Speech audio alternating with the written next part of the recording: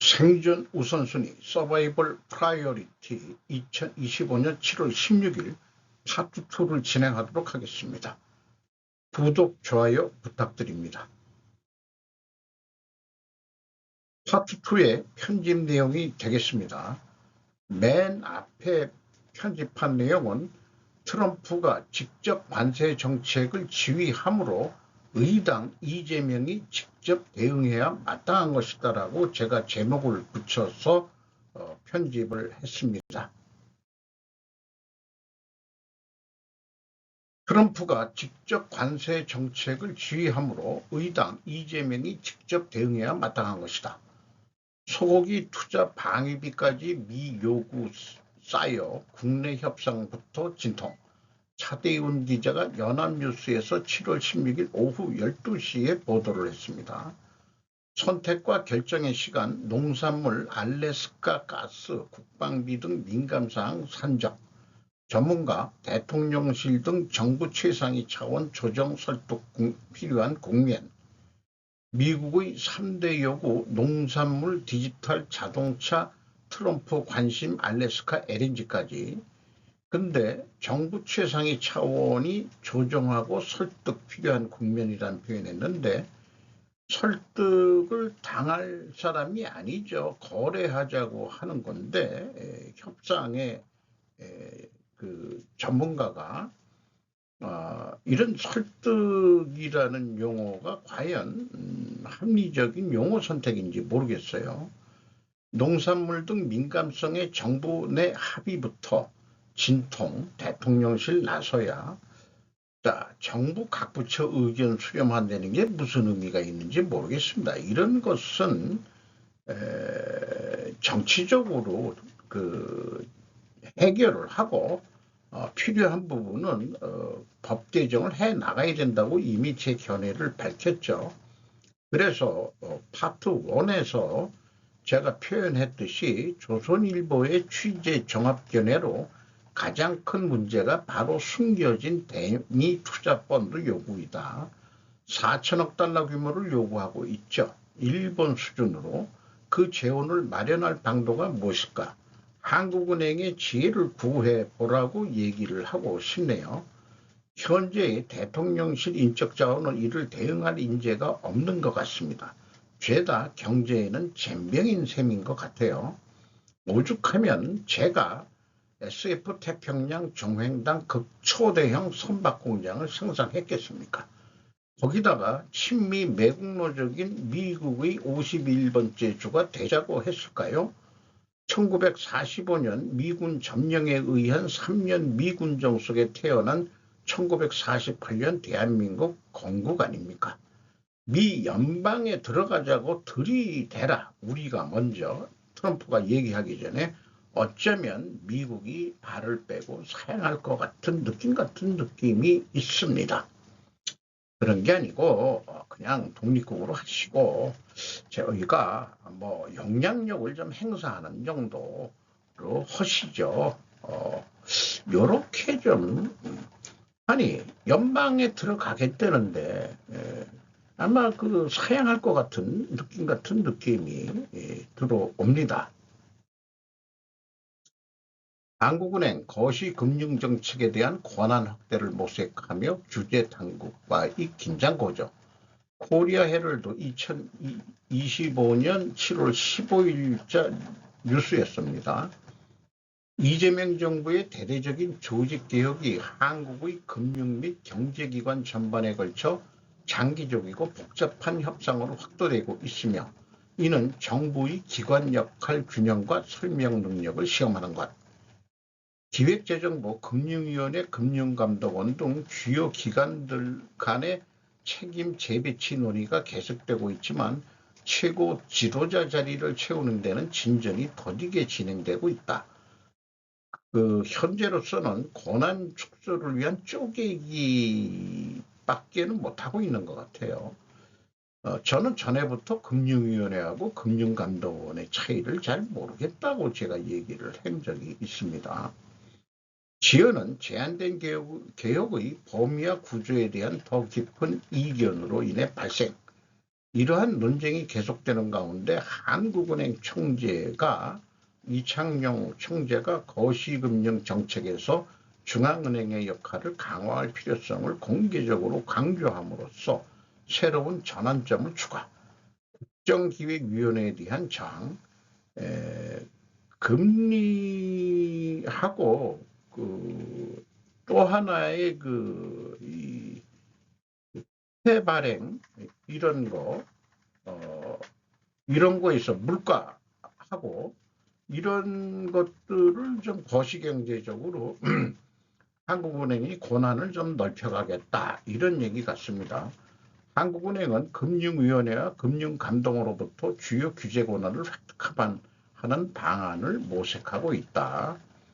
그러니까 이 금융위원회에서 하는 거 일부, 금융감독원에서 하는 거 일부를 한국은행이 좀 가져왔으면 좋겠다. 이런 얘기 같습니다. 은행과 비은행 금융기관 모두에 대한 중요한 의사결정 권한과 독점 검사 권한을 확대하기 위해 노력. 구체적으로 부채 서비스 비율과 가치 대비 대출과 같은 신용 자본 유동성 규제 및 거시 건정성 도구에 대한 권한을 금융위원회에서 금융감독원은 아니군요. 그러면은 금융위원회에서 한국은행 금융통화위원회로 이관하려고 지금 시도를 하고 있다. 개혁으로 인해 금융회사가 보고하고 감사를 받아야 하는 감시기관의 수가 증가할 것으로 예상되며 규제 환경의 복잡성이 더욱 커질 것이라는 우려가 커지고 있다. 그러니까 기업을 하기 좋게 규제를 완화하겠다고 얘기를 했는데 오히려 거꾸로 이렇게 쪼개는 식으로 하면은 오히려 더 복잡해지고 기업에 대한 규제가 더 강화될 것 같은 그런 게 있네요. 그러니까 선거 공약대로 안 하고 있다는 얘기도 들어갑니다. 권한 축소를 위해서 무조건 다 잘라가지고 국회나 그 행정부에 꼴리는 대로 하고 싶은 모양인데 그게 그렇게 해서는 좀 곤란하지 않을까 그런 느낌이 들어오네요. 트럼프, 미국 AI 분야에서 중국에 훨씬 앞서 추월하게 두지 않겠다. 김수환 기자가 헤럴드 경제에서 7월 16일 오전 7시 49분에 보도한 내용입니다. 에너지 혁신 서밋 연설서 AI 능력 강조, 모든 산업 모든 기술서 1위 될 것, AI 분야도 세계 1위 초강대국 되겠다. 미 20개 민간기업 127조 원 투자 발표. 이렇게 요약한 것이 보도 내용입니다. 그리고 중국 인공지능 스타트업 디시크가 출시한 AI 추론 모델 R1이 저렴한 개발 비용으로 미국 최고의 AI 모델에 버금가는 성능을 구현해 전 세계를 충격에 빠뜨린 바 있다고 하는데 미국 입장에서는 흥찌뻥이라고 우리 속어로 대응하고 있죠. 블랙스톤, 코워브, 위브 등 투자 예정 기업들은 데이터 센터 건설과 전력 및 송전 인프라 업그레이드, AI 훈련 등에 집중적으로 투자할 예정이라고 블룸버그 통신은 전했다. 또 다른 뉴스는 트럼프 AI 인프라의 역전, 펜실바니아에 127조 원 민간 투자. 조준형 기자가 연합뉴스에서 7월 16일 요건 오전 10시 50분에 보도를 한 내용입니다. 에너지 혁신 서밋 연설에서 미국 AI에서 중국의 추월 허용 안 하겠다. 석탄, 천연가스, 원자력 등 총동원의 AI 개발 전력 수요를 충당해 주겠다. 라고 서밋에서 발언을 트럼프 대통령이 했다는 겁니다. 요 맨 쪽에 있는 사람이 재무장관 버센트인 것 같고요. 이 가운데 있는 사람은 아마 민간기업 투자자들 여기 나온 블랙스톤, 코어 위브 등 이런 대표들이 아닌가 싶습니다. 그런데 한국이 저렴한 AI를 개발한다 그러면은 지금 핵심적인 게 이 추론 모델이라는 게 어떻게 한 건지 모르지만은 저는 지금 AI의 그 알고리즘은 추론 모델이라는 게 상관관계로 알고 있습니다.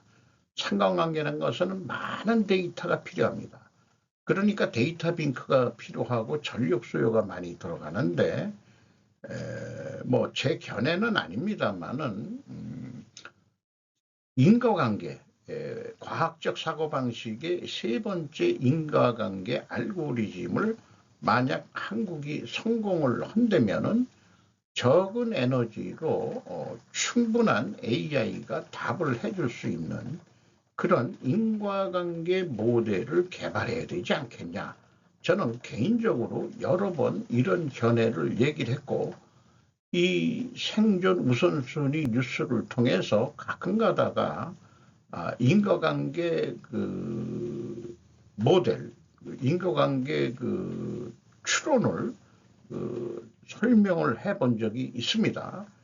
모든 것을 할 능력이 제가 있는 건 아닙니다만은 원인과 결과 알고리즘으로 AI 인공지능을 해야 되지 않겠냐. 그래야 합리적인 의사결정에 도움이 되지 않겠냐. 이렇게 생각을 합니다. 미 대형은행들 스테이블 코인 발행에 입단 참여 시사, 다이먼 관여할 것. 원래 그 JP 모간 다이먼 회장이 좀 부정적이었는데 참여하겠다 이런 얘기가 되겠습니다. 김영철 헤럴드 경제에서 7월 16일 오전 11시 11분에 보도했던 내용입니다. 어쨌든 뭐 쭉 그 설명이 있는데 스테이블 코인은 담보를 두는데 가치를 지탱하기 위해서 미국 국채가 많이 활용된다는 거 이런 거는 좀 상식으로 우리가 알아둬야 될 것 같고요. JP 모건의 규모는 하루에 유통되는 액수가 10조 달러, 약 1만 3,900조 원에 육박하는 글로벌 금융은행이죠. 이번에 지니어스 법안이 이른바 가상화폐 3법안이 통과하기로 돼 있는데 실제 하원은 이들 법안의 심의를 시작하기 위한 절차 표결을 196대 220으로 부결시켰다. 부결이 됐지만 트럼프는 아마 통과 다시 될 거다. 뭐 이렇게 얘기를 하고 있습니다.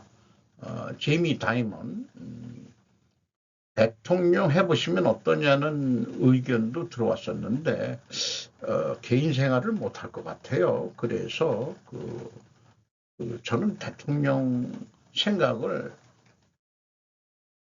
안 해본 적은 있는데 현실적으로는 자기가 가야 될 분야는 아니라고 그렇게 얘기한 적이 있습니다.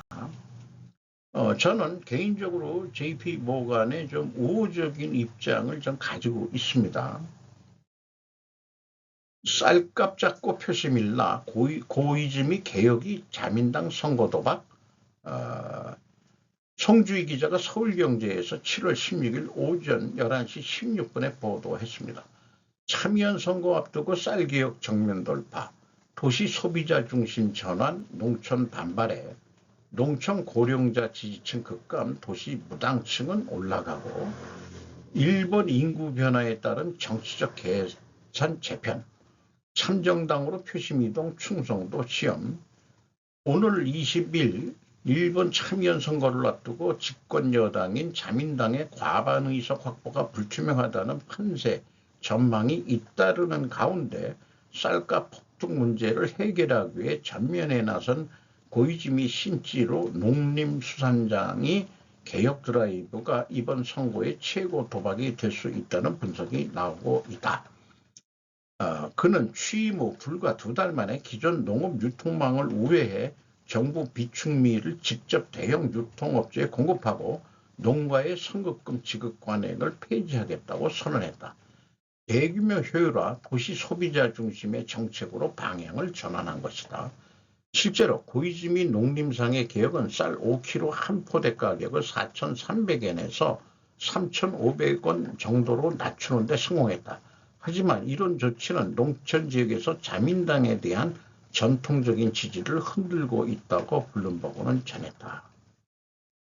사실 농촌 지지를 받고 있다고 그러는데 이제는 이 인구 구조나 이런 거로 봐서는 자민당이 출발 자체가 그 농지 소유자들 그런 사람들의 고정적인 표로 인해 가지고 유지가 되어 왔는데 아마 이게 도박이라기보다는 리스크를 안고서 쌀값을 내려야 그 표가 다시 도박이라기보다는 저는 해볼 만한 그런 거라고 생각합니다.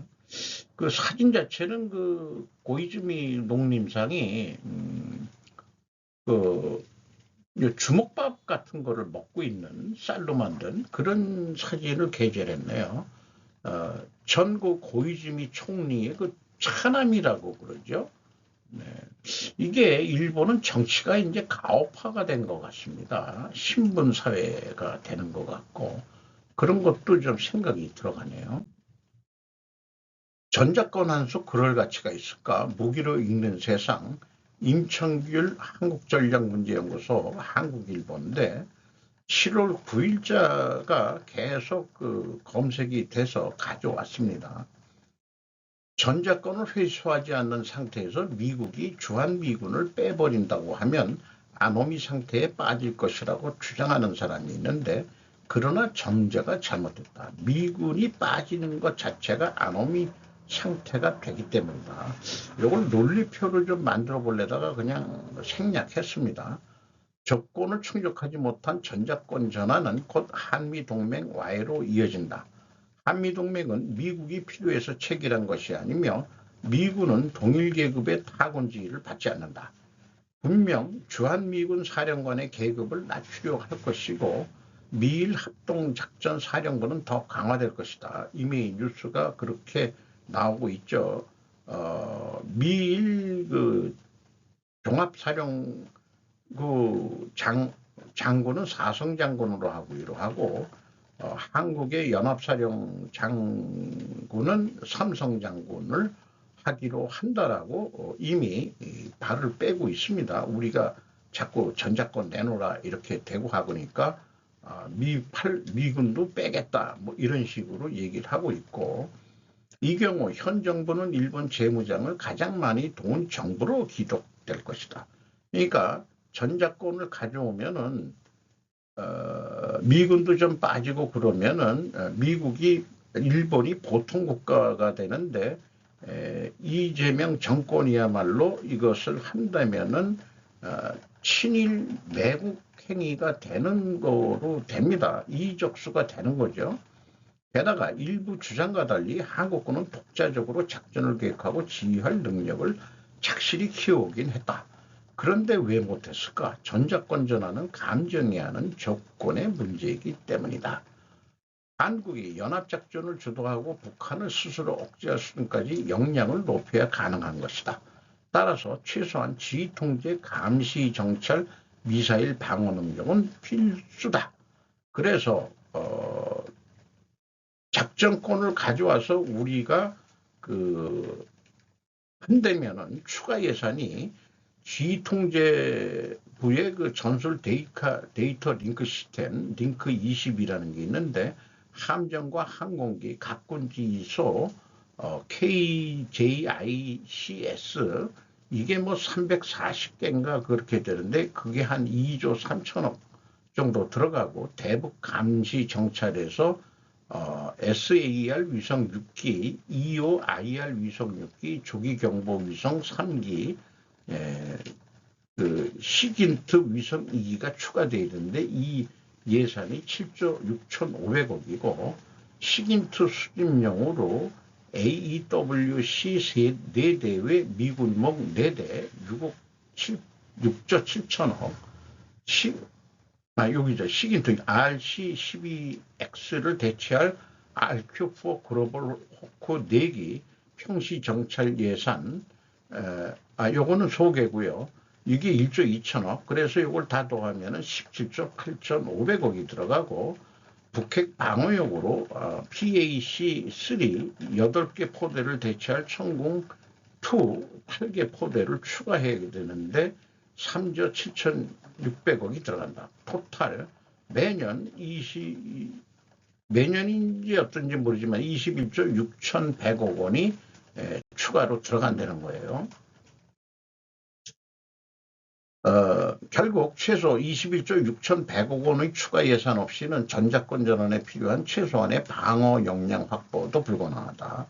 그거 해놓고 나중에 유지보수비도 꽤 들어갈 겁니다. 윤석열 정부가 밝힌 61조 5,878억 원 외에 최소 21조 원 이상이 더 필요한 것이다. 따라서 연간 국방비는 최소 83조 1,978억 원 이상이 될 것이다. 이는 매우 보수적인 추계이며 실제로는 더 많은 비용이 들 것이고 설상가상 비용을 더 투입하더라도 미군의 가치를 대체할 수는 없다. 현실적으로 주한미군 전략 유연성을 인정하고 일본이 추진하는 단일전구 사령부 체계가 강화, 발전된다면 그 사령관에 한미연합 및 주한미군 사령관이 이를 겸해 핵 억제권을 유지하면서 모든 조건이 충족될 때까지 전작권 전환을 연기하는 것이 현실적인 북핵 전쟁 억제책인 것이다. 전작권 환수 전 정부들이라고 왜 하고 싶지 않았을까? 세상사 다 그럴 만한 이유가 있는 것이더라고. 요거는 주한미군 순환배치여단 임무교대식 사진을 했네요. 동두천시 캠프 KC에서 열린 순환배치 교대식이라고 이렇게 되어 있네요. 이 사진을 보니까 이렇게 키가 작은 사람도 군인으로 좀 들어오는 모양입니다. 이게 미군인지 동양인인지 그건 잘 모르겠습니다만은 어쨌든 그 여단 임무교대식 주한미군도 순환배치를 국내에서 아니면은 이제 본토에 있는 군인들하고 순환배치 이런 것들을 계속해서 역량들을 연습해 나가는 것 같습니다. 트럼프의 방해를 받지 않는 독점적인 푸틴은 계속 싸울 것이며 우크라이나를 더 많이 점령할 수 있습니다. 가이 폴콘 브리치와 다리아 코르순스카야 두 기자가 로이터에서 7월 16일 오전 12시 27분에 보도한 내용입니다. 어쨌든 세 곳의 소식통을 인용해가지고 한 소식통이 얘기한 것을 여기 소개하고 있고요. 크렘린 사상에 정통한 두 번째 소식통의 얘기도 했고 세 번째 소식통도 얘기를 한 것을 전달하고 있습니다. 어쨌든 푸틴은 트럼프가 불쾌한 행동을 할 수 있는 예측할 수 없는 사람이란 것을 이해하지만 푸틴은 트럼프를 너무 자극하지 않기 위해 움직이고 있다고 그렇게 말하고 있습니다. 휴전에 임박해서 원래 더 치열한 공방전이 일어나는 것은 한국전쟁 중부전선 때 우리가 수많은 군인들이 죽었던 거를 생각하면은 이해는 할 수 있을 것 같습니다.